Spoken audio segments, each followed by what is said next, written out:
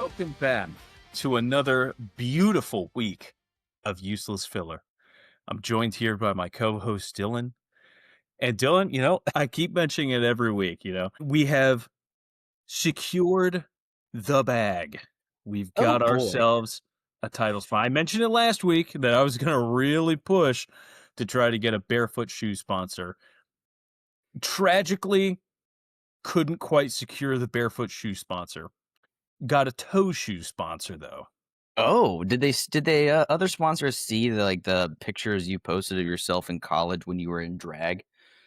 Uh, yeah, wearing a sequin dress and romping around on stage probably didn't do me any favors, especially when I followed up with, I gotta let people know I'm better than them. Kind Well, of like I think there's like a congressman recently that got exposed for dressing in drag or something. as Christy Gnome's husband, who wore Yes, it stuffed was. stuffed big old fake titties in his shirt. I saw that and I was like, "Whoa, that is sweet. Good for him." I love that because it's like these politicians are trying to tell you how to live your life like good and wholesome, and then they're doing freaky shit like this, and it's like, You're trying to tell me? Yeah, it's like we've talked about this before. It's just the whole projecting thing. It's like, Oh, don't yeah. ever dress in drag, but I can do it And don't be because I'm gay Stockton. Yeah, and don't be gay. openly. Just be Openly. secret about it and Yeah, crash just Grinder at just conventions. yeah, and just, stay in the closet. Yeah, yeah, Stay a don't closet come out. homosexual. So, we got toe shoes, which, I mean, it's one of Make a those, brand?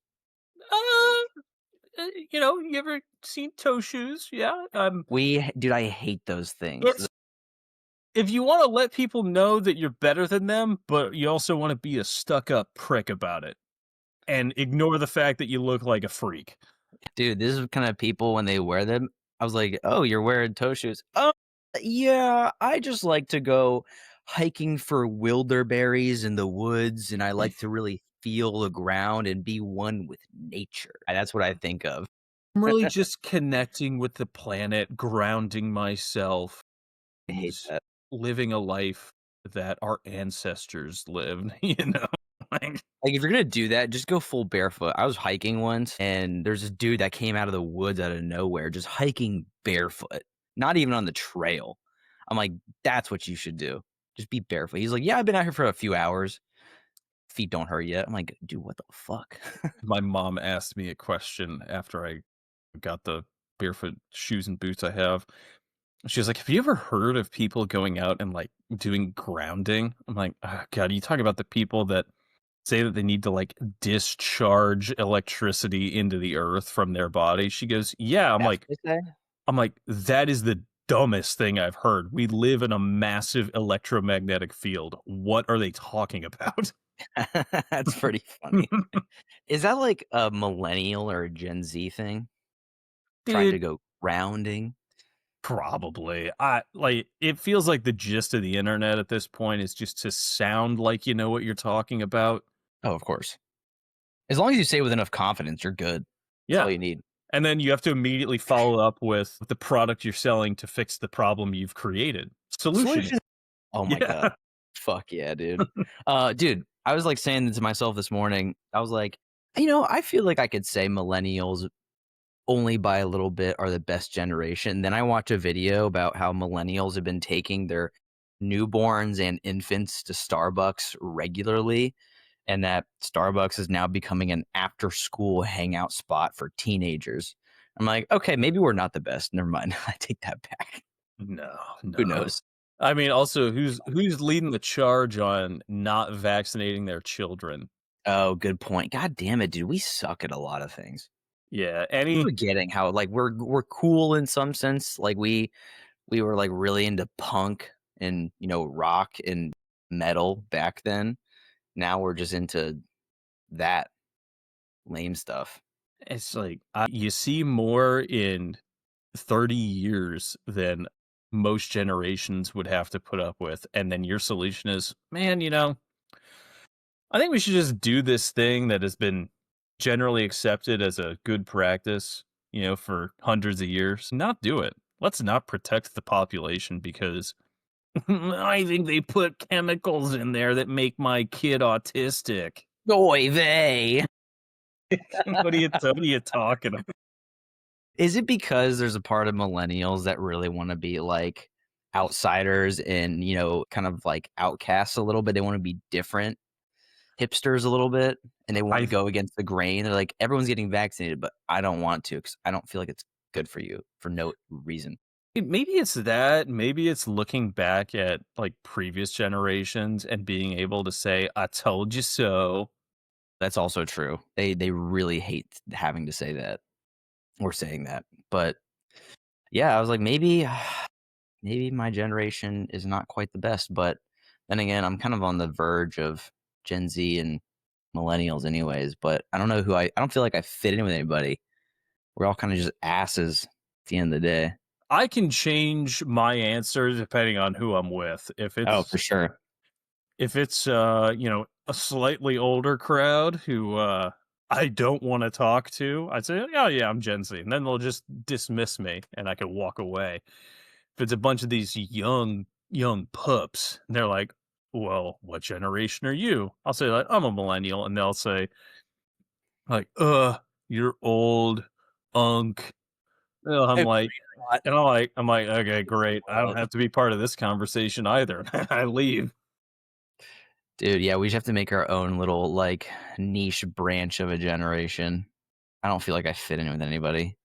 Yeah, I feel like the kids born in the, like, early mid '90s, maybe, like, '92 Mhm. to, like, 2002, I don't think they really fit in with either all that well. Dude, I know. And you got some people in each generation that act like an opposite generation. The older people that wanna act younger, younger people that might be even a little bit more mature, but they're still weird and lazy in their own way. They just find a way to beat the system, and I'm like, "I don't even know who you are anymore." But Ugh, anyways, I'm I have glad a I lot got to that talk off about my today. I'm glad I got that off my chest. I feel better. Yeah, we've had a nice little vent this morning. We've only been doing this for what, 10 minutes, but we talked for another 35 before this about stuff. That's Dude, I have a right. lot to talk about today. I'm excited. Hell yeah. Dude, can we start off with actually Rooster Fighter? Yes, we can. Yes, we Have you watched can. have you watched all the episodes so far? Not all of them. Okay, I watched the first one, that's it. I've watched the first one, and I was going to start the second one, but I got sleep. Okay, so we've only watched the first episode so far. Yep. Sweet, that's perfect. How'd you like it? Dude, I love it. It was a blast. I was laughing the whole time. I think I texted you. I was like, "Oh yeah, dude. I just found out 3 episodes are up." And then I was watching it and I just told you I was laughing the whole time because it was so fun. I'm so excited to see how it progresses. Dude, that's the thing I liked about it. Like, it knows what it is. I was literally just thinking that. It knows what it is. It's so good at that. And right now, so what, there's 4 episodes out now Oh, at is this there? There point? probably Is is. it Yeah, that makes sense. 3 or 4? Imagine. It's sitting at a 7 on Mall. Really? Oh, that's pretty good actually. That's not terrible. I look at that, it's like, it's not great. It's not like the greatest thing ever, but it's Oh, not for sure. bad. Also, I think, maybe give it some time to develop a little bit more. Who knows? Might show up. I think my favorite scene in episode 1, you might agree with me, I thought it was hilarious. I forget the rooster's name, but he's, exhausted walking home, and he just comes back to see, in his little, chicken coop. I think it was, the girl he was with was getting fucked by another rooster. And that was probably my favorite part of the episode. Dude, it's some of the most ridiculous stuff I've seen in a Oh, it was while. hilarious. It gives me, like, It gives me but One Punch Man vibes One Punch in Man, a but, like, sense. the comedy of it also kinda reminds me a bit of Gintama. Just the very absurdist, kinda, like, ridiculousness of it. Yeah. And I like this because what they're gonna do too, maybe, who knows? This is one thing that, these comedy shows are good at, is when you have, more of a funny action like this, and then when you have a serious moment finally, that serious moment hits so much harder. Yeah. Way rather Yes. than, if the whole entire show is, super serious, there's no, comedic breaks. Another serious moment is just kind of washed away Yeah. because everything else is serious. But when you foil all of that together, it is gonna make it hit a lot better. But yeah, I'll be curious to see how it kind of evolves and all that. Yeah, I'll make the comparison again because I think Gintama does that really well. Sure, I bet. It is a comedy show, Yeah, that's but what when they have moments in arcs that are very serious, they hit Mhm. hard, and I think it's done really well. And if a Rooster Fighter could pull it off, which it looks like they have and are going to continue to do, I am here for it, dude. You know what, some of their character models, how they do their animation kinda reminds me of, and I could be some people might disagree with me on this, but I don't know why, but, like, some of the earlier Yu-Gi-Oh! Like, mostly with the old man and the Yeah. grandpa, I don't know why, but I was like, "That reminds me a lot of, like, Yu-Gi-Oh! For some reason." It was kinda nice, I liked it. I'm just like, I'm thinking a pot of greed. "Need to draw 3 additional cards from my deck." That's not how it works. Do is how it works. "What My it do, you turn. I bet you didn't see this coming. I summon Pot of Greed." That's not Oh what my it does. That's what it do. dude, if I ever hear anybody say that in public, I get so excited. I summon Pot of Greed and draw 3 additional cards from my deck. I still can't believe when I went to go buy just 3 cards, it cost me like 40 bucks. I was like, "Dude, I feel like I could go rip some packs and get 3 of them way cheaper than this," but I didn't feel like doing that. And then I really wanna go get them graded, even if they were like an 8 or a 9. I thought it'd been funny, but I didn't have enough time last year. Dude, I'm thinking about sending mine out because I think it would just be funny to walk around with it. Oh, dude, I was even thinking about with ours, the one I got you and Jake, I was thinking about crumpling it up a little bit so it'd come back with like a 1 and send it in seriously, like, "I'm hoping to get a serious rating on this." I would walk around kinda like when you walked around, in Columbus when we were out with your graded Pokemon card. You're just showing random people like, "Hey, dude, check this out." I had a Gem Mint Umbreon that Jim gave me. I would literally just walk in Columbus. I just hold it up in front of somebody, say nothing, and they'd be like, "Oh." The reaction from guys versus girls was such a staunch difference. Guys would be like, "Whoa, dude, PSA 10? Yeah, yeah, don't wanna Dude, brag." It's like like 2 girls that, like, were, like, interested in it. It was funny. yeah. Others were like, "I don't get it." And then we were drunk, we were under this, like, little thing outside, and we were waiting for, like, an Uber to come pick us up, and there was, like, these 2 older women, like, middle-aged women next to us. I was like, "You seeing this shit?" I just lean over to him, like, "You see this?" And she goes, "No, I don't know what that is." And I'm like, "Sucks to be you then." Well, She didn't like it.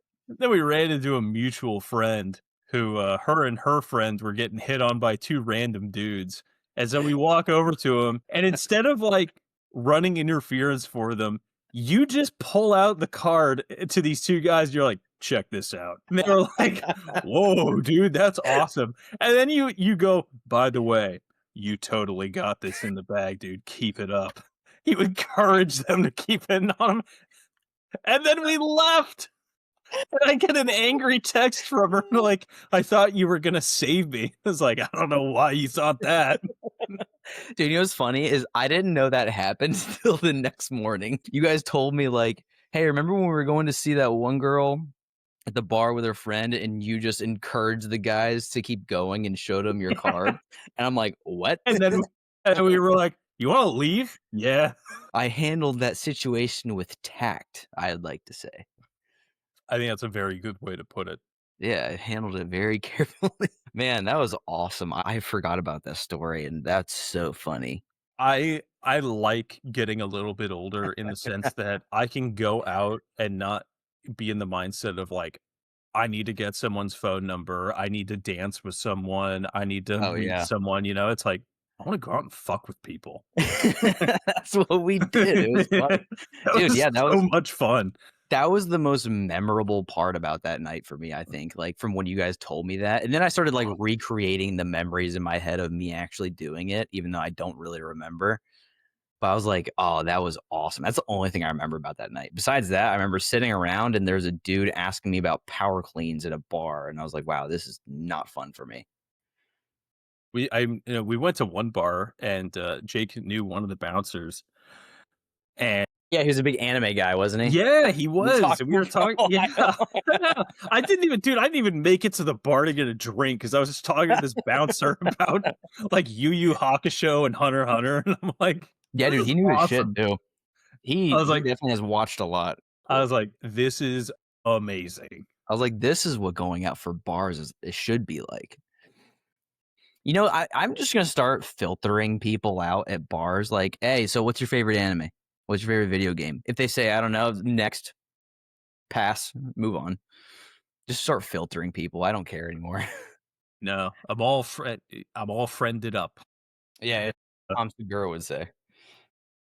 there's a high bar to entry at this point. Have you listened or watched any Tom Segura as of recently? I have Speaking of, not. yeah, me neither. He's fallen off a lot for me. He used Right. to be our favorite comedian by a long shot. You know, we would quote him nonstop. And then he got all skinny. Yeah, and rich. He didn't appeal to the fat pores like me. I was in his demographic he appealed to. You know, I visited you, at your parents' house last year, even your mom told me, "Dylan's looking a little pudgy. What's going on there?" Oh, dude, no, it's all muscle. Don't you dare say that. Cultivating Matt. I just haven't started. I've been cultivating for 3 years now. I'm about to harvest here soon. Hey, stop cultivating and start harvesting. Oh, I'm just getting a little lightheaded from all the hummingbirds I've been doing. I want to talk about 2B Hero X drama, Steel Ball Run drama. I'll be curious to hear your thoughts on Steel Ball Run. Basically, with 2B Hero X, everyone's upset that it did not get a nomination on Crunchyroll's Anime of the Year awards. And what was your reaction you had? Cares? Yeah, like you said, if you like it, you like it. It doesn't matter if other people need it nominated or anything. Would it be cool? I like an animation nomination would be cool I think because that'd be good. between the 3D and 2D animation and different styles that they incorporate throughout episodes pretty well, by the way. Yeah, But yeah, like, would it be nice? Sure. I agree. But does it winning an award hinge on you liking it more or less? Like, Dude, I feel I like we don't keep having these same conversations. Like, I feel like a deja vu. Like, we've had this conversation already, but people don't seem to get it. here's the thing too, is if you say, "I want the series, the showrunners to be recognized for the effort that they've put in." Okay, who won any category from 4 years ago, from 5 years ago? Oh, that's true. I see what Off you're the saying. top of your head, most people don't know. I, Like, I totally don't know. it's manufactured outrage. They're gonna Oh, yeah. forget about this in a year anyway. I mean, like, in 1 year when the next batch of awards come around, Hmm. is someone gonna still be mopey that, "Huh, you guys remember last year when 2B Hero X got snubbed from the nominations?" Dude, why do you still care? Also, not to mention, like, if they come out with a second season, it's still eligible. You know, they can Yes, still nominate for that. But I did look at the best animation, and I'll be honest, I don't think Taco P's Original Sin should be on there as nominated. but we loved it. I do love it. It just wasn't an animated, it was a narrative, so I don't know. I mean, it was well done, don't get me wrong, but that's where I think, like, where 2B Heroes could have fit in there, but then Mhm. again, I also just don't really care. I was looking at their movies, by the way. There's some movies on here I wanna watch. Oh, yeah? Oh, by the way, this movie, have you heard of it? It's called 100 Meters. Oh, is that I the heard it's running? pretty I heard it's pretty good, and the same guy who made this movie actually made Or Movements of the Earth, which I've been watching and I really like. So the guy who made that is just he's really good at telling a story. The movie Scarlet is on here. We've talked about that a little bit. I've never heard of The Rose of Versailles, I don't know but what that is. but Mappa did it. So, but then Chainsaw Man's on here, obviously, Yep. all those. But yeah, I don't get the whole everyone's upset about it. And like for me, you know, I like To Be Hero X. It wasn't like groundbreaking at all for me. There was some because there was some honestly just some characters I just did not give a fuck about. It's good. But It was but good. but overall, like the whole thing for the last 2 episodes with X was for me so worth it. Yeah, Watching X just fuck everyone up was so fun. I didn't have a bad time watching it. Oh yeah, no, exactly. And like there were some sweet moments in there. Like I forget who was the fight with. I think girl with a big axe and another guy are fighting. I can't remember best drama, but that was a fun fight. Best anime song, In Bloom, Jane Doe. Is that the pool song from Chainsaw Man? Do do do do Just do do on do do repeat. do. On Jake really likes repeat, the I'm pool too. crying in the shower. Jake really likes the pool song and the pool scene. Yes, Doesn't he care for the does. song. Steel Ball Run drama. So overall drama, people are just very upset that I think the general consensus, no release date has been announced for the second batch in episode. It's a 45-ish minute episodes. And Netflix isn't telling them anything. And they want episodic weekly releases. What are your thoughts? Uh, Did you watch the first episode, by the way? I have not. I did. It was pretty good. I liked it. I think I like the setup and where things are going. I'm very intrigued on what's going to happen. I think this is very, it's like a really cool way. God, JoJo always finds really cool ways to like shake it up and do something different. So their seasons don't all feel the same. And this is super fun. No stands in episode one, oddly, but I was told that Buckle was up, a thing. buddy. Yeah, Buckle up. I was told that's a thing. Like they try to like hold them off a little bit. Yeah, Overall, I loved episode 1, and by the way, it got like a 9.7 or 9.8 on whatever it got reviewed on. But dude, yeah, what are your thoughts? especially I get a lot of the concerns and criticisms because, dude, Netflix, I don't trust them to I would not trust them to make a video on how to tie my shoes. Yeah, that's true. So, like, I get it. I know Netflix is probably just trying to create hype of, like, well, just be tuned for the next episode drop. Just Mhm. be on the lookout for it. But at the same Yeah. time, like, that's not how you cultivate a fan base and keep bringing them back weekly for episodes. Yeah. Especially with a fandom as psychotic as JoJo's Bizarre Adventure. I was hoping you'd say that because I was thinking the same thing. I think they're a pretty psychotic fan base.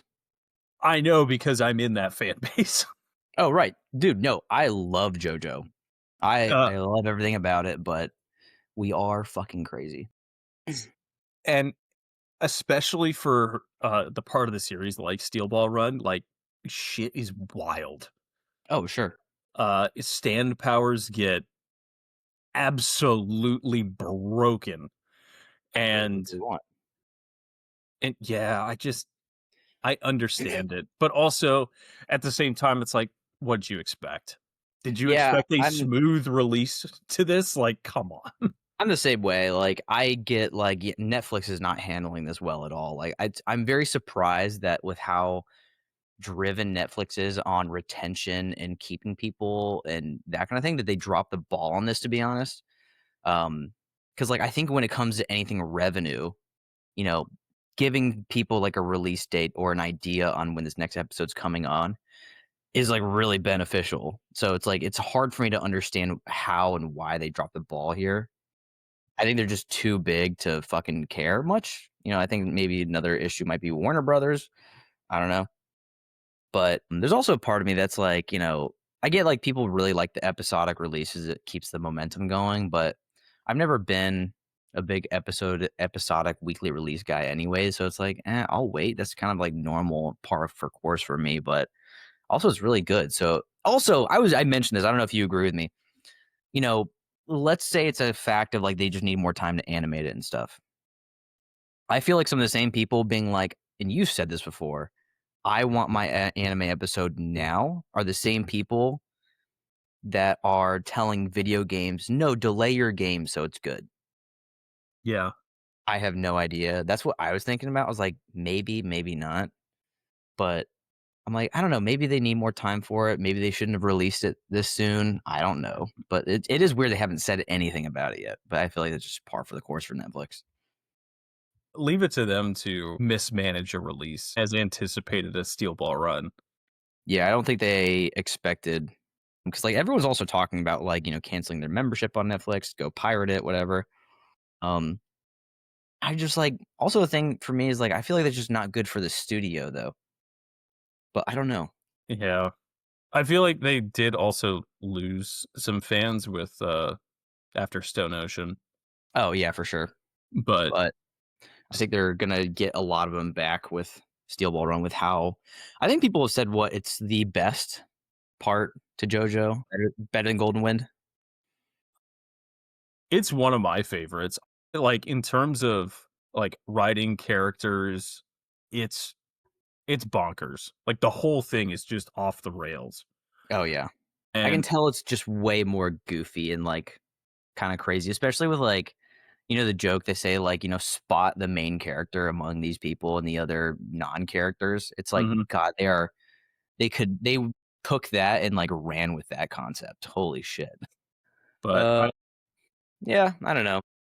Get I it. think it's also the point in the series where Araki, kinda, like, has nailed down his formula, Sure, like, sure, sure. to its best. I'm not saying he missed the mark on anything else, like, I think up to this point, part 3 was my favorite. I think it was Oh, a I did lot of like people's part 2. uh, I don't know, I watched Golden Wind, and I don't know if I would put either of them over the other, but I remember I've watched part 3 more, but I loved Golden Wind. I had a fun time watching it. dude, I like part 3 for one reason, it had Iggy. Like, Iggy. let's make a dog a stand user. Dude, Yes. and then the way they had Iggy use his stand was so clever and such an integral part of the story. I loved it. Also, dude, I know you just love Boston Terriers with those buggy eyes. No, no, no, no. No, no, no. I think that was the point in the series when I was like, "Oh, this is where if you're part of JoJo's, party and you're a Joe Bro, like, you're probably gonna die." Yeah, pretty much. And then, part 4, part 5, this theme continued, Joe Bros die. Dude, I just remember loving all of the characters and how they interacted with each other in JoJo in part 3. That was so fun to watch. They were just like they were kind of like quirky and cringy, but overall I would have so much fun watching that season in part. It's It's a fun time. great because it's not afraid to pull punches, Oh for yeah. the advancement of the plot, like, "Yeah, we'll kill this character." Yeah, I love that. I hate when like shows cannot get rid of characters. Like get rid of a few of them to keep me on my toes. Like Expedition 33. We keep bringing that up. There's such the is the biggest bait and switch, though. Mhm. One of these days, I'll complete it. Oh, I wanted to put it out there. I will not go back on what I have said about Marathon so far, but it doesn't seem like it's doing too bad. I'll give it some credit Yeah. as of now.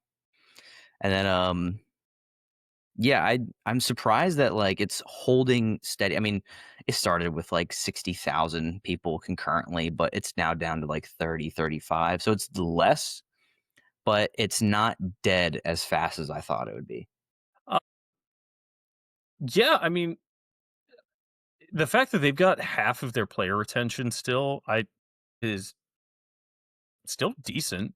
It's not bad. There's some people out there who are just crazy who really like it. Good for them, but yeah, still not for me. But I just want to Uh, point that out. my old eyes are overstimulated with the colors. Oh, by the way, I have a funny story. I was editing the last week's video and I noticed I mentioned I think I said something about like, oh, was Verso's character named or maybe Gustav's character named Ben English? And I No, it's realized Verso. yeah, and I realized that I combined Jennifer English's name and Ben Starr's name for Ben English. Looked up who Ben English was, porn star. I'm like, "Oh, sweet." Now people look that up, they think stars. Sweet. Well, Fuck. well, Dylan, Dude, I like what I like. What can I say? I'm really into it. Hey, tell me about, Tainted Grail and some of your '90s and 2000s movies. Tainted Grail is so good. Okay, so It's so how many hours do you good. have it now? 30. Okay, you're oh my god, you're you have pumped hours into that thing. I I love this game. So Yeah, I said last week, it's set in better Arthurian Skyrim. legend. Yeah, so uh it's the backdrop of Arthurian legend, and in Arthurian legend, King Arthur gets mortally wounded and goes to Avalon to recover and heal. and he will return when Britain needs him most from Avalon. In the game, there is a plague called the Red Death that encroaches on the homeland, and they flee to Avalon. Avalon's a place both in the legend and in the game where it's a land of magic and mysticism, where there's fairies, old magic, all this wacky stuff that was not in the homeland. Except in this, everything's bad. It's bad. There's an unknown force of chaos, but chaos in the sense of unknown, changing, and not like evil. Just That kind of a interpretation of chaos should be the standard definition of chaos, I think, by the way. yeah. Chaos, yeah, in the sense of like randomness, in I the think that's sense that's of like that's what it should be. I think when people mention it and refer to it as, like, evil, it annoys me. It's like, no, chaos is like randomness, like cosmic horror. You don't know what's going on, mhm. and it's just unpredictable. I think I mentioned like it's like Skyrim gameplay wise, but like it actually has good writing and voice acting. Lovely. Do you think they'll try to re-release it 17 times over the next few years? Probably not. Okay, good. Probably not because they've come out with like 2 free DLCs. I think a third one is right around the corner. Hey, how about Uh, that? one DLC that I got for like $10 on sale, Yeah, and has very positive reception. But the whole gist of it is Arthur comes to Avalon and will stop at absolutely nothing to make sure that his kingdom and people flourish. And they hint at it that he's done some very evil, unspeakable, tyrannical acts. You get lovely. like bits and pieces, and they're very kind of tongue in cheek about it in the story. But like the further on you go, the more you uncover about like the steps he took and what he did to make sure that his people were flourishing in Avalon. It ultimately ended up failing because the place is a smoldering hellhole by the time the story of the game starts. Every Uh, dictator is not perfect, though. You know what I mean? they hint that somehow I'm not gonna spoil too much. They hint that Merlin was able to make Arthur immortal, and throughout the game you're retrieving fragments of his soul. And they hint that this isn't the first time that he's come back to try to Mm, set things straight. But every time he comes back, he makes things worse. sweet. And you're like, okay. Um, and they're like, everything that's happening is in the wake of him coming back. You're Good. like, oh shit. Oh shit. Like it's a mystery that's actually good. It's Yeah. not it's not like in Skyrim where you meet Alduin in the first 5 minutes and you go, there's the bad guy. It's his fault. Everything bad's happening because of him. Yeah, I hate that about Skyrim. Like, I like it when they can delay showing me the bad guy and, like, the main villain until towards the end. Because like, I hate the idea of, this is how easy it is to get to the main bad guy, or we just stumble across each other, like, it'll just happen again. So, like, just hold off. They actually have like also the thing I really like about it is they have fully fleshed out characters and voice acting. Oh, So nice, dude. it's not like in every RPG when you're going around town and you're just talking to nameless guards, like, are you potentially gonna hear the same voice actor? Like, yeah, but I mean, for Sure. the one of 40 potential lines they'll say in passing, like, not a big deal. Who cares? In Skyrim, it's like you go to a town and you could talk to a blacksmith in one village, go to the other side of the map and talk Yeah. to an innkeeper. Same dude. Same dude, same dialogue, same lines, same voice, like everything. Yeah. There's Yeah. they just have so many NPCs, but dude, that reminds me about the best game to ever handle NPCs, fucking Divinity. Every person you talk to had, like, literally every person you talk to in every city had their own quest line. Mm, It's so crazy. And, like, some story, like, I remember you go to the first city and there's this guy, he no, I think guy or girl, like, "Oh, I can't find a wedding ring. Can you help me find it?" You go to the beach, there's a person no, at the beach, they're looking for a wedding ring. You find it, and then there's these things that attack you, and then you take the wedding ring back to somebody, and there's another quest line that branches off into that one, and, like, every person has something new super unique to tell, where, like, if you talk to everybody, there's something that you need to learn. and it's so cool. I love that they did that. I figured that out when I was super hard stuck when I first started playing the game. I started talking to people. I got quests, I got things to do, I got rewards. I was like, "Whoa, they reward you for, like, talking to every person." Oh, yeah. Tainted Exactly. Grail follows, like, not I think to some extent that formula, like, there are quest lines in this that are side objectives or side quests that, like, open up parts of the story that you would have not have otherwise found, and also, there are skill trees that you can unlock through side quests that you would not get unless you Ooh, did them. So, nice. they incentivize going and doing all of the side stuff ahead of time. But yeah, That's cool. like, there's, like, 3 or 4 different mysteries going on that you're, like, slowly unraveling in the That's story, cool. Slow and, burn, we love that. oh, dude, it's so good. It's so good. I have heard now, I don't know if they've fixed it upon 1.0 release, but I've heard that I'm in the 2nd region right now. There are 3 acts, so I'm going to the 3rd region soon-ish. I've heard that kinda like when Baldur's Gate 3 released initially, the final act has some quest breaking issues. I don't know if they fixed it with the 1.0 Uh, release. They could've. Yeah, you remember in Baldur's Gate 3, like, you'd go to the 3rd act and there would be just, like, the NPC you had to go to wasn't there, you couldn't finish, yep. like, a certain Yeah, I quest, remember that. or, like, you might have done something out of order, so it broke the quest line. Yeah, remember that bug we encountered? We were about to go fight the, last boss, and I uninstalled the game. Yeah, yeah, it was a really, really kind of a kick in the nuts if you really think about it. That was a crazy bug, wasn't it? Yeah, I think the conversation was, "Hey, I don't know if we could play this tomorrow, but would the next day work? Yeah. Yeah, we could do that." Gone. I don't know why, I think I picked up something else that just took but then I didn't wanna finish it because then it'd be over. Oh, fuck. Here's the most infuriating part about that is at the time, you had more time in the game than I did. And I was Yeah, like, "How'd you finish your solo run?" "I didn't. I just got to I have 3." I I'm have like yet to finish the game.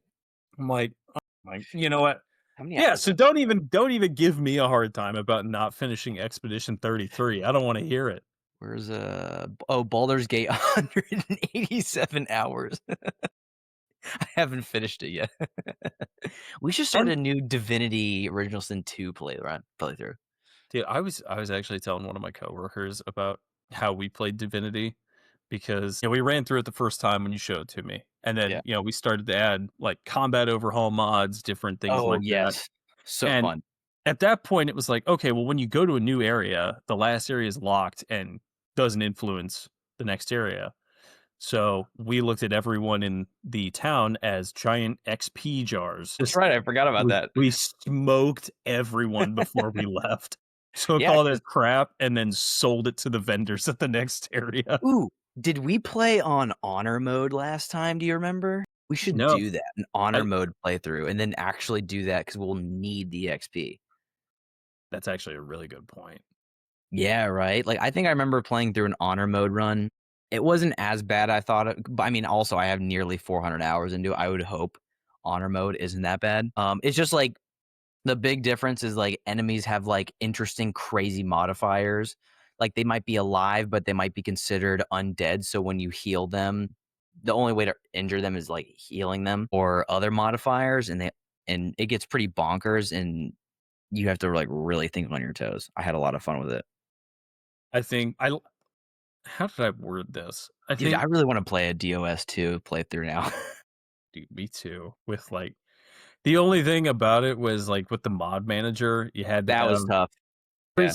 each person, like, host and person in the game had to have the same, mods loaded in, otherwise it wouldn't work. But I You know what would liked make that easier? what? If you just moved here and we just played on a TV in my house. Like, a LAN party together? Yeah. I liked the combat, combat and build dynamic of, Divinity more than I think I like Baldur's Gate 3. There's a lot more mixing and matching and options, and I was telling my friend about how you can just kinda make new spells in Divinity by smashing stuff together. Oh, seeing yeah, what comes. aw I was Do you like, think the combat's better with, or, like, just the base game, or with it needs mods to be better than Baldur's Gate? there are I think the core systems of it, I think, are a little better, but also, like, Baldur's Gate is based on D&D, so Yeah, right. they can't go, like, super nutso. I agree. DOS 2 is only kinda loosely based on it. It's just, like, inspired almost. Yeah, and I think they have a lot more room for creativity. Actual combat, though, I hated in the base game how you had to break armor to do damage to health. I Oh, yeah, that's why hated we ended that. up doing, we ended up getting, like, mods for all that stuff, Yeah. to fix that, where, like, I think it was more of, like, a flat reduction in damage that it would Ye do, I think is the one we did, but yeah. Yeah, you do how did it's you like like, what was it? I forget what the action point type system was. I think you only got just, like, 2 actions in Baldur's Gate versus, like, you could technically get, like, a ton of action points in, DOS 2.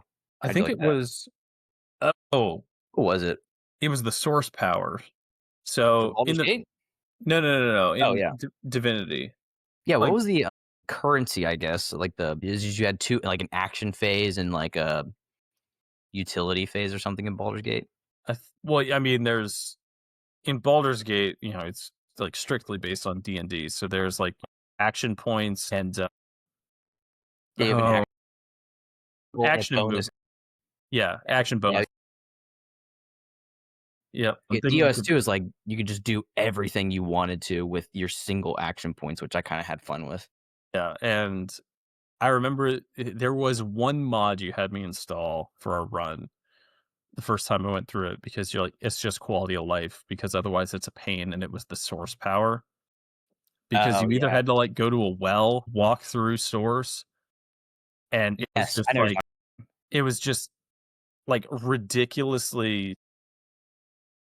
Tedious. it was tedious and sparse in the way you could get them, and they weren't, like the source powers weren't insane enough to warrant using them frequently, but they were That's what I was cool. saying.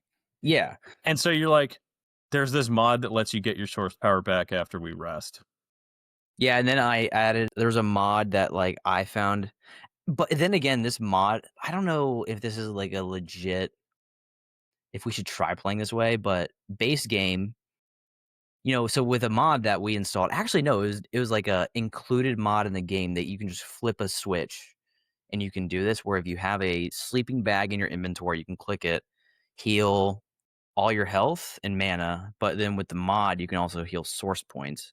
Mhm. The base game, you don't get that. Like, you have to go sleep at an inn, you have to go restore your health other ways, like food or potions, and I'm like, that would just be really tedious, but also kind of fun. I don't know Yeah. how it would work, though. So it sounds What like I would gotta go reinstall Divinity, and we're playing again. That's true. Yes, that's right. Dude, also the cool thing about Divinity is, like, dude, people can play it on their iPad. It's so low in demand in terms of gaming, which is Yeah. crazy. I don't need, like, a turbo rig from the future to be able to run a game because the developers went, we're just going to poorly optimize this. We're just going to pump out the product and hope that they have $3,000 to Dude, I know. spend on hardware." Yeah, I mean, I think I remember, like, years ago, I was traveling and I bought it on my Switch and it ran just fine. Granted, I'm, like, so used to mods now, I can't even play the base game, but it's still super cool. Alright, you have some movies you wanna tell me about? There were two. There were two that I Oh, rewatched, and it which made ones? me. I watched Vampire Hunter D, Bloodlust from 2000. I heard that was good. It's really good.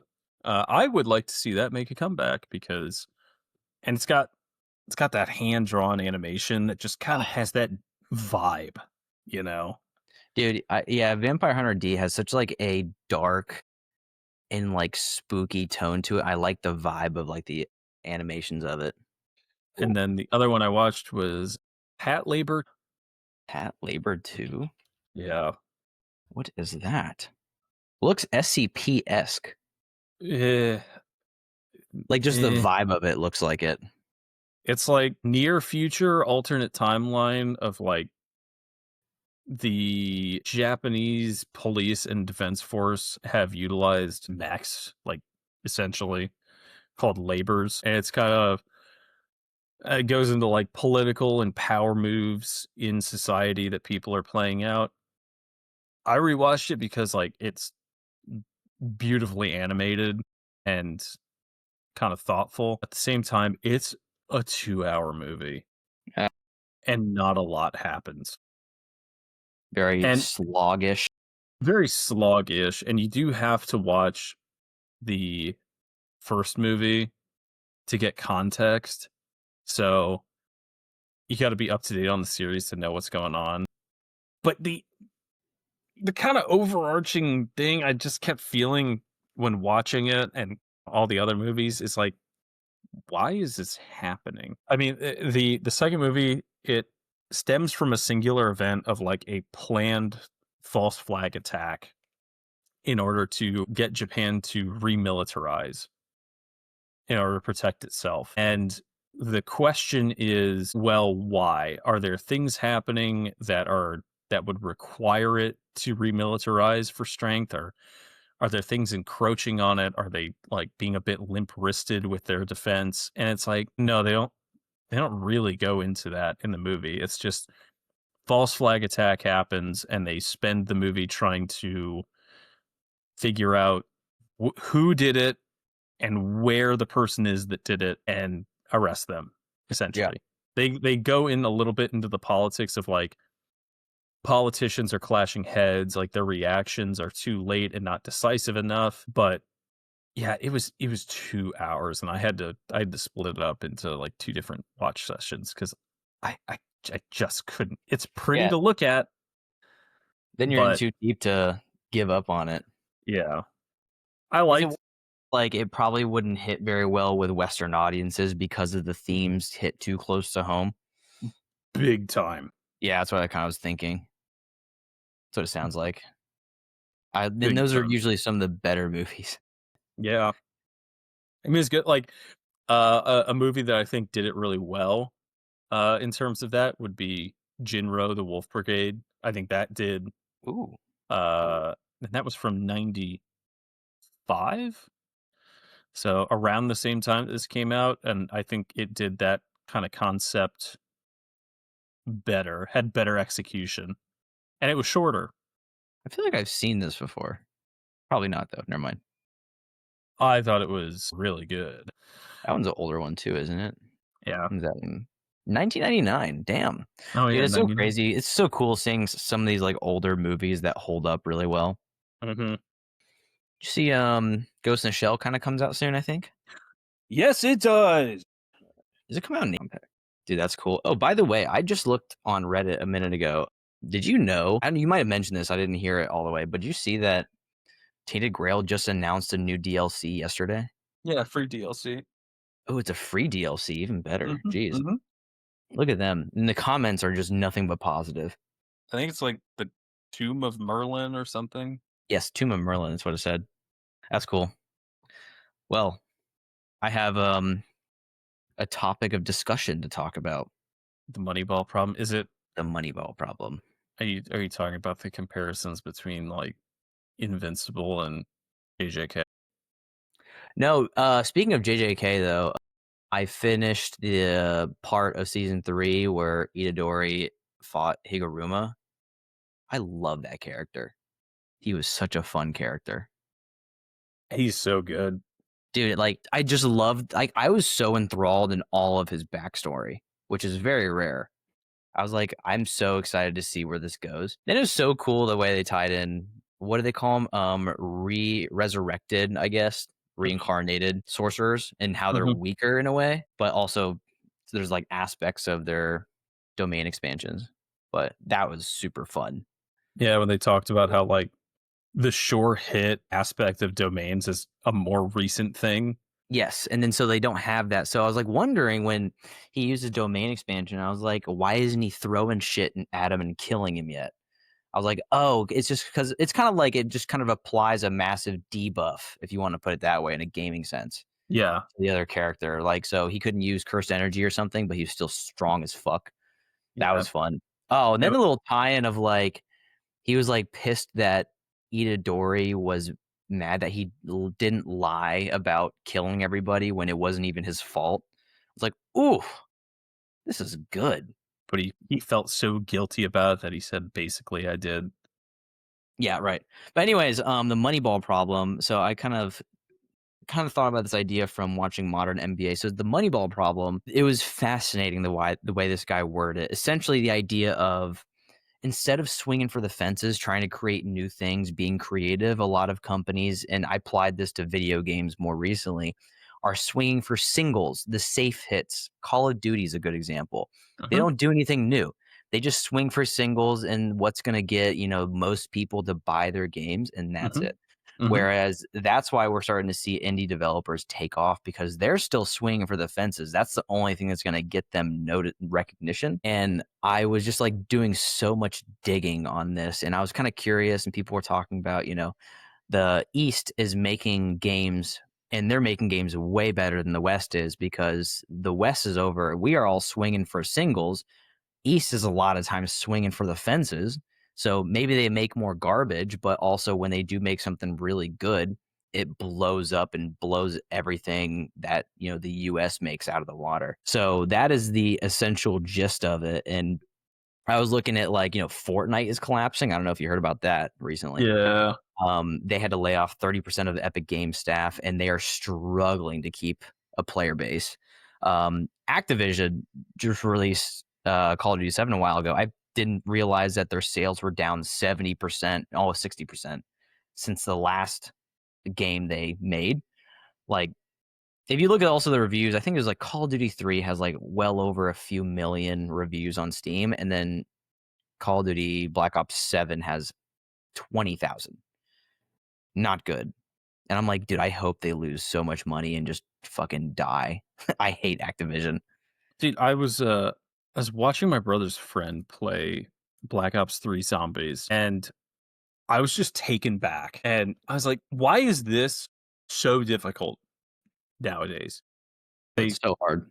I remember when Black Ops 2 came out and Black Ops 3 came out and Zombies, it was good. They had, like, little bits of innovation, quality of life stuff, and adding different things that were either cool, but, like, not game breaking in the gameplay loop. And then Black Ops 4, they're like, "What if we added powers? What if we Oh, I know. added" That was the issue. and it was like the entire community from Black Ops 2 was just screaming, they could make so much money if they released a game that was strictly multiplayer, that had every single zombies map ever in it. Oh, dude. Kind of like that one game that I had you play with me a little bit that was strictly like just Call of Duty Zombies. Like, just do something specific and like just make it in that. Just do that. It's not hard. They just find a way to mess it all up, and I feel like it used to be studios would have, like, their main IP that was damn near guaranteed to make them money, Yeah. so that when they made a bunch of money, they could take chances on some of these other more niche or, like, creative games that could be, their next mainstay, but might just be, an underwhelming title in terms of sales. Now it's, we have our staples, we're just gonna keep doing that That's because we essentially the know it'll make Moneyball money. thing. Yeah. Yeah. Like, and the whole idea of Moneyball is like, why bother doing anything based off of what you feel like you should do when you have data to prove what you should do to make money? And so, like, that's where I think I see like the bigger developers, like, Activision, Blizzard, Ubisoft, all of those are the direction they're going. They're going based off data, what's going to sell the most. That's all they give a shit about. Mhm. Whereas you see like indie games putting Dude, there's so many games that people have spent like a couple $1,000s on and they just make a ton of money. But I think also there's a thing with like games like, for example, Fortnite, where they are so big, they invest more money than I guess kind of like the market share really has capability to sustain. To where like, they're investing all this money, but there's only so many customers in the world that was willing to play Fortnite to where they way overspend what they're actually gonna get out of it. Yeah. So it's Eh like they spend for the future, not just like the present moment of who is gonna buy this game. Yeah, and, like, the other thing too, Fortnite's been out for, what, nearly a decade at this point? I think it's Like, like 2015. how many hundreds of games have come out in the span? Like, the idea that they're going to retain players for 10 years is Oh, yeah. wild. Like, Yeah, you did you you actually are going see to like, you are gonna have your dedicated fan base. Like, Destiny 2 had a dedicated fan base of people Oh, yeah. who were gonna play it, go on raids forever and ever and ever because it was their main game. But if like, you're gonna have fall off because most people are casual players. Yeah, did you see actually Fortnite is trying to copy Roblox. They're trying to make worlds where you can generate and create your own worlds and do your own activities in. They're trying to copy Roblox literally. Oh, I'm like, fuck "Damn, off. they" like, that's the thing is, like, I was like, "That's why we're not seeing any new IPs." Same thing with Hollywood. You haven't seen a new IP that's succeeded in so long because they're so in this, like, kind of data-driven mentality of they're gonna make a new IP based on data, not something that actually works, and that's where, like, my antithesis of, like, the Moneyball problem lies, where I think anime is the perfect example of the opposite of the Moneyball problem. People and animators and writers, they only swing for the fences. There's a lot of shit, but there's a lot of stuff that it starts off as manga. It gets already a proof of concept that it works, and then it sells really well and does well as a show. Like there's no like people going like I'm gonna make this just because I think people would want this for no other reason. That's what I feel like to me. And then I also may ask ChatGPT to make me up a spreadsheet on the top 200 games that came out, what country they came from in terms of developers between Mhm, 2005 and 2015. And it's crazy because like if you look at the 2005 to 2015, you see like a good amount of USA. mhm. And this is based off of Metacritic user score, so a lot of the good stuff is kind of in the 80s. But just off the top of my head and from what I see like Undertale, The Last of Us, I see Uncharted 2, Portal 2, God of War. There's Portal 1. What else we have? Red Dead. We got Civ was at 4, Modern Warfare, Call of Duty 4, BioShock. We have a pretty decent lineup. We have what is this? This is Shovel Knight. We got Gears of War. I forgot about that one. Yeah. Rock Band that took over. Dead Space, Hell yeah. um, God of War 3, all that stuff. And then you go to the 2000s, the US is way less present in all of the US games, but in the past, and this is the past, I think, 5 years, by the way. So roughly 2000 to 2006, it's all indie studios for the US. It's no AAA studios. You got Hades, you got Half Life Alyx. That's kind of, would you call Half Life AAA now? I don't think they From are. from Valve? Yeah, they're triple. I was gonna say, I was like, because like, well, they used to be smaller, and they don't really make as many games anymore. They got Hades 2, what is this? Animal Well, God of War Ragnarok. Was that Dispatch? Resident Evil was made in, oh yeah, I guess that makes sense. And that's really about it. Oh, and then Tony Hawk's Pro Skater, which I heard actually awful things about that. And that's like it. Yeah, that's about it. I don't know. It seems like they have a way less of a presence, and all of the presence they do have is just indie stuff like that. So I was just looking at this. I thought this was like a really interesting thing to look at because I just think like a lot of other countries are just doing games better than the US nowadays. Well, here, you know what? There's two things they want to do: deliver shareholder value and raise the prices. That's That's what they want to do. dude, like the PlayStation thing that we talked about the other day. Dude, $100 added to PlayStations. Oh my god, that is so greedy. As of right now, the PS5 Pro is 1,000 or not 1,000, $900. Well, I mean, with a couple things like if you want a disk drive, and there's one other accessory that you might need, you're gonna pay over $1,000. I forget what Y- it was, but You're you won't given really the you're drive given anymore. the privilege of paying them $1,000. Oh yeah, that's right. Good freaking point. Yeah, I don't know. It's super. I thought this like topic was super interesting though. Of these countries that or companies that are swinging for the fences versus who are swinging for singles. and just going based on data, and I love to see Call of Duty fall and Fortnite. I I love it. It reminds me a little bit of when Baldur's Gate 3 came out and people were talking about Larian and how people were wording it in a way where like, well, Larian was given a layup, you know. They didn't have to do a whole lot of work, you know, the formula was already there. And people were pointing out like, no, they've been refining their games for 20 years, and Baldur's Gate 3 is the culmination of 2 decades of experience I was gonna and say, yeah. refining a game. And it was the same thing with Elden Ring. Like, the Souls games were loved, don't get me wrong, but they were smaller releases. Were, yeah, I remember when They they were. came out, it was like it was back when you'd go to, like, a game store, I would see those games on shelves, but I would be like, "Eh, they're kinda smaller titles at the time." But it's so funny how, like, if you take a Dark Souls 1, like, it's appreciated in value probably, and maybe, like, more internal, but not, like, physical value, but, like, people look back at it like, "Dude, that's the game that kinda started it all." That's crazy, Mhm. you know? And, yeah, you look like Demon Souls came out in 2009.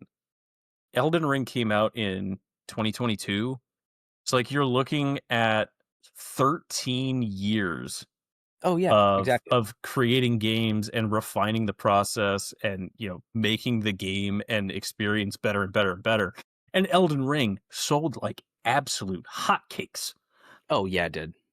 It's not like a, "Oh, well, they came out of nowhere and got more backing and marketing, and that's why it did well." It's like, you're ignoring the, like, decade or decades of process refinement to get to the point where it sells well.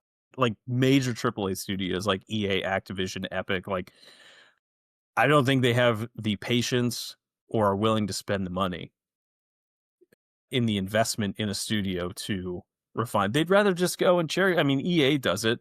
That's what they did with Dead Space, like, Dead Space 1 and 2.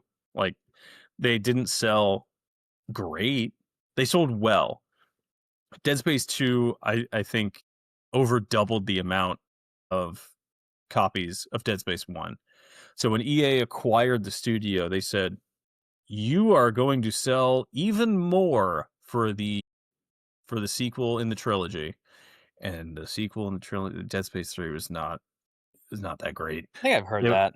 it was like an on rails action shooter, whereas 1 and 2 were like survival horror shooter, and they made it co-op, which kinda took tension out of it. Like, there was no tension in the game, which people liked from the first 2, but yeah, they're not willing to invest. They're willing to throw their weight around in the space and acquire IPs that have already been established. How does this make you feel? So, I was looking up the difference between Black Ops Cold War came out in 2020 and Mhm. Elden Ring because you brought it up. So, kind of annoys me. So, first of all, well, it's like good and bad. So Elden Ring's budget like 200 million, Cold War budget 700 million. The annoying thing is that I would have to guess that Cold War made 10 times as much money Yeah. just because of they sold the same amount of units roughly. But dude, they like Black Ops and Modern Warfare doesn't make their money off of selling units, it's off of cosmetics. So it's like, they just made so much more money off of cosmetics and stuff. And that's why like my loyalty would have to be to games that just don't do that as much. Or like if it's a little bit, if it's a free game, I totally get it. But for a paid game, dude, fuck no. I think it But was when EA released that they make more money on microtransactions than they do on the games. It was like, "Oh, oh yeah, the game is the vehicle yes. to which they get into your wallet." Oh yeah, exactly. Like how like you said like last week, how can we get people to open their wallets more? Oh, and Mhm. then I heard the news Black Ops 7, it's got they were testing putting ads into the game during like I think in between things, like in between rounds or whatever. And that reminds me of when I was playing 2K, and this is where I officially dropped playing like NBA 2K. I was playing a game in the middle of the game when they went to the scoreboard, a Cheetos ad played and then a different ad played during the game I'm playing that I paid for. I'm like, "Are you fucking kidding me right now?" Like a legit ad. I think it was for Cheetos. I can't remember. Yeah, yeah, I I'm was like, done. "Dude, that's crazy." And then, I think it was, what was it? This guy was talking about how some games like Fortnite are kind of starting to switch up their model a little bit away from, even like some of the free cosmetics where they're trying to add ways to make more money. They're trying to do more branded deals. So like when you can get free skins that have like a Red Bull logo on them kind of thing. They're Mhm. trying to like add advertising into the paid products or just the product itself. And I'm like, dude, that is nuts. They're trying to just find any way to get their money on more money. Wow. It's almost You can't impressive. can't help themselves. Dude, they really can't. Just they got to do it. It's like a compulsion. That's why Uh, they say a CEO, it was John Kiriakou said CIA agents and CEOs are basically interchangeable because they both have sociopathic tendencies. And that's just what they do. Either a CEO or a CIA. I was like, damn, that's terrifying. But yeah, that's my rant on my Moneyball problem that I have. oh, dude, how oh, we're at like an hour and 10 minutes right now. You're doing pretty Um, good. I wanted to talk so Ooh, what do you the have? the previous season has now come to a conclusion. New season is starting. So I'm not gonna say too much about the previous season because it's wrapped up. I've talked about it before. Fate Strange Fake wrapped up. Hell yeah, dude. Hype. Oh, it's Pure done. hype is done. And in the last episode, they kind of connected it all the way back to Fate Zero. Okay. So like Got my really attention. cool. Yeah, really Sweet. cool. And I've been, dude, I'm gonna get back up on my soapbox for this because it just, Hell you know, yeah. I know we are on the foothold that, like what you like, don't have to, if you like it, don't listen to me. I've talked about it before. I will die on this hill. I've seen more people talk about Jack of all trades, party of none. I was gonna And ask if you're dude, I see it around every now and then. People are like, "You should give Jack of all trades a shot. It's pretty no, sweet." no, no, no, no, no. You know what, dude? If you are out of things to watch and you're like, I want to watch something in the interim between this season, next season, when there's only one episode out of the shows I'm looking forward to, knock yourself out. Don't be expecting anything outside of mediocrity and boredom. I'm tired of people going on and saying, I gave it a shot and I liked it. There's power scaling and cool stuff that kind of reminds me of solo leveling. And I'm like, did we watch the same thing? Did we watch the same show? I'm sorry, like, one episode first of all, 7 episode or a 5 episode build up to the first big fight.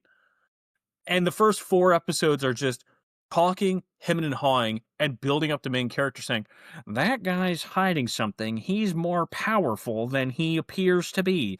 He doesn't think he's all that strong because he gets kicked out of his party.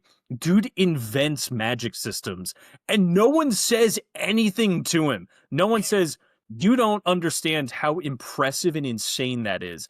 They just have this internal monologue of, "Oh my god, that is the most insane thing I've ever heard. He doesn't even realize it." No one It has one of those tropes in shows that I absolutely can't stand of, this problem would be solved if you just said the thing. Just communicate slightly more than you are, and this would be a non-issue. But instead, we get it strung out for half the season.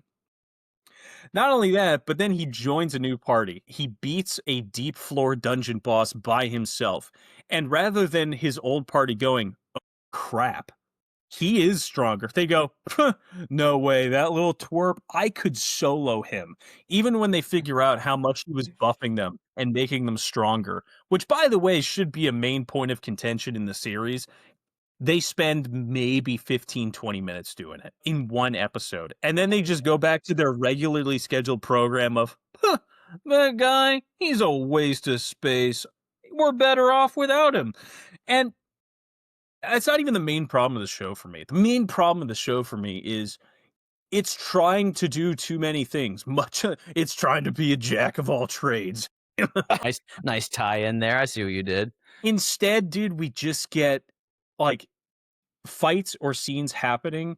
Someone will talk to someone, someone will be in a scuffle or a battle, and it's just this internal monologue from characters about, wow, this person's so great. I can understand why they had this, how they became so powerful because of how much they care for their friends and how dedicated they are to their craft. I'm like, bro, end me right now. And the final parts of the series or the season, the party that he's in, he ends up joining a new party. They go down to a deeper part of the dungeon. They're fighting. Well, these kids that he's mentoring also go into the dungeon and they get ambushed by people trying to draw him out. Ooh. And that part could have happened in episode 6. There is Damn. so much useless crap in this series. It does not respect your time. Oh, I love that. There is it's one of those things like in JJK, I'll use it as an example. There's not a moment where what you're seeing on screen is not relevant to the plot. I agree. Yeah. In this, I there's a scene I think in like episode 9 or 10 where they come back from the dungeon, they have a successful raid and they go, "We're going to celebrate your first member, you're a new member, we had a successful raid, let's celebrate." One of the girls gets a little too drunk and he ends up carrying her home. It is a 15-minute plot point in the episode, and you know what it does for the plot of the story? Absolutely nothing. Let me reiterate, it does nothing outside of an immediate, like, "Isn't this silly and quirky? Maybe I do have feelings for him. I just respect him. I can't believe I let myself go." And then this girl's little sister, oh my god, I'm really going off the rails here. She's like, "I didn't know my sister was like that. I can't believe she might have feelings for him. I have feelings for him." I'm like, I am so checked out right now. And I've said it before and I'll say it again. I'm sitting there with my arrow key, skipping forward 10 seconds through this, and I have missed nothing. I've missed nothing. I like I like the way you said that.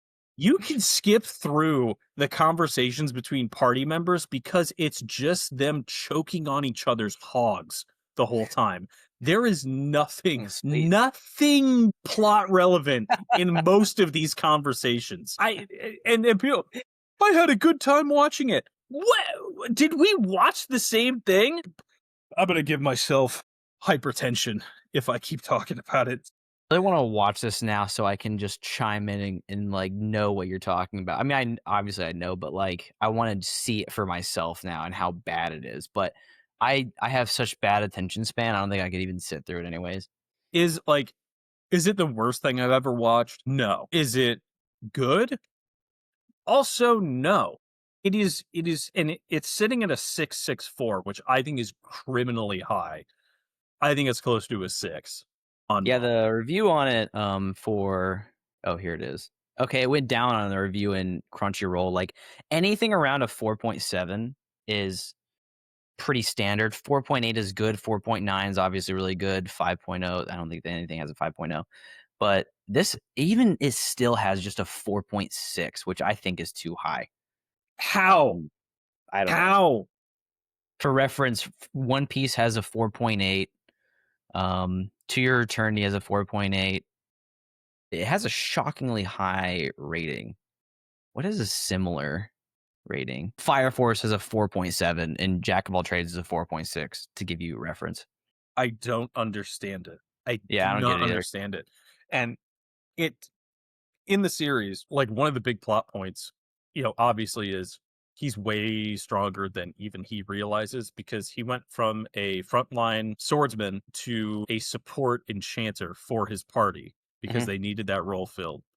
He is good at being an enchanter because of how quickly he can analyze situations, how quickly he can apply buffs, and how well he can memorize how long each buff on his party member is going so he can reapply them quickly.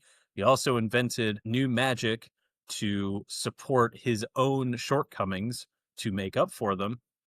And then when he gets kicked out of the party, he goes, "I'm going to go back to being a swordsman." but I'm going to use the support enchanter magics that I have learned on myself to support myself. And apparently that is insane in the series. That's the most batshit and no one tells him, dude, what you're doing is groundbreaking. No one's done that before because no one's made it work. No one has that conversation. No one tells him explicitly, like, you're using what kind of magic on yourself? New magic? Dude, that no one does that. You don't understand. Like, no one outside of magical authority pulls that off. And you're just a guy. Yeah. And they do hint at it. He's not just a guy, but it's in the last episode, in the last few minutes, that he's not just some random dude. But I got to sit through nearly 4.5 hours of show to get to the point where he might be a little special. If anybody who is ever creating any sort of media, whether it be a video game, movie, anime, whatever, this is my only piece of advice. If you do nothing else, do this. Is it doesn't have to be your most exciting plot point, but it's got to be like a top 5 plot point. Has to be in the beginning. You know who did that really well? AOT.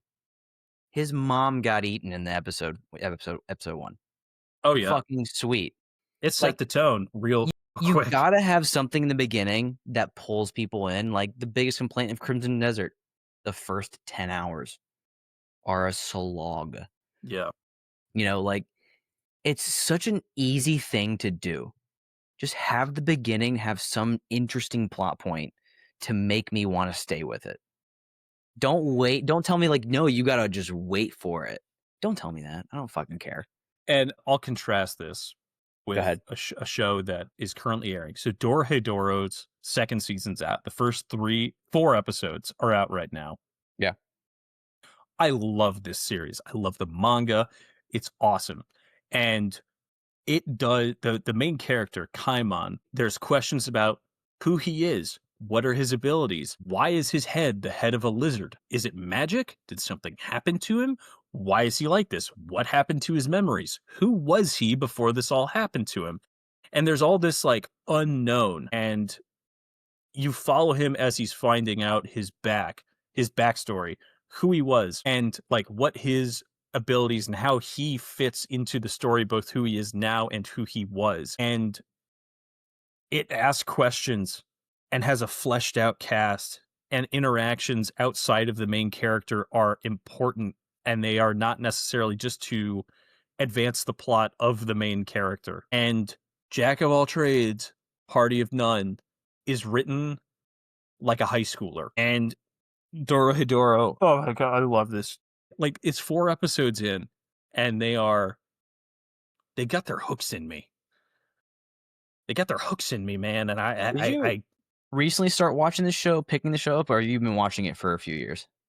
well, the first season came out years ago now, Yeah, I watched a little bit of the first season.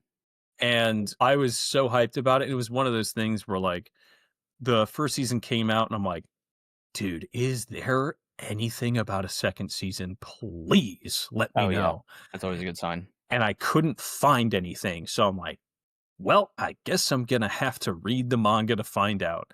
Because I was like, well, if there's nothing announced, it's probably gonna be at least 5 or 6 years before another season comes out. I was like, I can't wait that long. And so I read the manga, and it was fantastic. And I think it's been about like 3 or 4 years since I've read the manga. So there's a lot of like different like little details and aspects that I forget. So I mean, that's why I like watching adaptations. You remember kind of like the overarching plot points, themes, characters, but like there's details that you might not remember, pick up on as well in a manga that you would pick up on better in an adaptation. Oh, no, I know what you mean, yeah. I had Yeah. that with, like, I had that probably with, Solo Leveling. I read ahead in Solo Leveling, watched it, and I was like, "Whoa, I did not remember this part as clearly as they animated it," but they did a Yep. pretty good job animating, so does it So ever, like, concern you, like, when you like this, like Doro, you read it, it's phenomenal. Does it ever worry you when it's like, "Alright, this season of this, like, this part," and you're really hoping they adapt it well, and Do you ever like get concerned of like, "Oh, I just hope they adapt it well and put it into anime well," or are you okay like if they don't do it well, you're like, at least I read the good shit. I think like a lot of the manga that I read, with some exceptions, I think Kagurabachi, I think people will riot if it's not adapted well. But a lot of Oh, that's the one that's getting really hyped up and people are getting really excited for. oh yeah, That one it's a looks sweet. cool, like it's cool. It It's is cool. is it the greatest thing I've ever read? No, but it's cool. Yeah. I mean, dude, he's like, just a black-haired character with a jacket and a sword with scars on his face. It's pretty sweet. And they're like, "We know what you're here for. You're here for the fights and ultra violence." Like, come on. That's right. Whereas when I went to the Takapi's Original Sin, I was ready just to be sad and fucking mission accomplished. Yeah, way to go. Mission God. accomplished, fellas. I mean, a little bit. There's some manga I've read that, like, I know they're probably never gonna get an adaptation because 'cause they're so niche, but if I read a manga, I think like Kagurabachi, I think with Dorohedoro, it's a little different because I started watching the series, and I was hooked by the first season, and it was done really well, and it was by Mm, MAPPA. So, I knew that if there was gonna be a second season, they were gonna lock the animators in a closet and not feed them or let them see their family till they were done. sounds right. Uh, so I knew a second season was gonna be well done, and it is so far. So when I read it, I was never kinda worried about how they were gonna adapt a second season, but Fair. so far so good. Yeah, I mean, some shows can get away with the whole not having an exciting first few episodes. They've done it, but a lot of the shows that end up being really good, they do it. I don't know. I think if the first, like, 5 episodes aren't gonna be super exciting, the first episode with the hook has to be. Oh, no, I agree. Like, you can have a downtime if you have a nice hook to it. Like, Monster. Monster is 76 episodes. The first episode where it shows oh god, I forget the main character's name, where he is tasked between saving a well-respected politician and a diplomat's child. He picks the child. Turns out, child, evil serial killer who yeah, I remember manipulates you told me that. people. And you're like, "Oh, oh," and his life and the main character's life is ruined because of that decision. He's socially ostracized, and you're like, "Oh my god," and now he has to go through and figure out how he's going to handle this now. And you're like, "Oh." And the rest of the series is kind of a slow burn, Mhm. but it's great because the first episode was such a hook into what's gonna play out for the rest of the series.